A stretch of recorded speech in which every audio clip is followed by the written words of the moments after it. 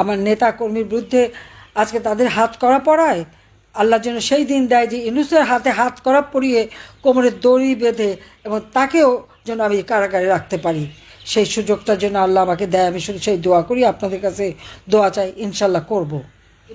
বিদ্রোহ তার তদন্ত কমিশনের চেয়ারম্যান। বাংলাদেশে খেলার আর সীমা নেই, আর ইউনূস একটা কে সেটা আমি জানি, যদিও তার ওই মিটিমিটি কথায় আমিও ভুলেছিলাম।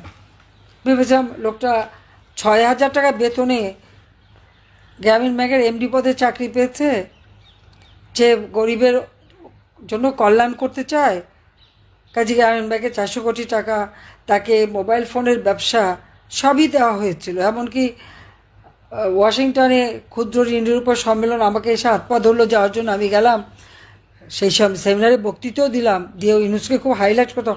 তখন তো আমি জানি না যে লোকটা এত বড় শয়তান, আর তার ভিতরে এত কূট চাল, এবং লোকটা এত অর্থলোভী, স্বার্থপর।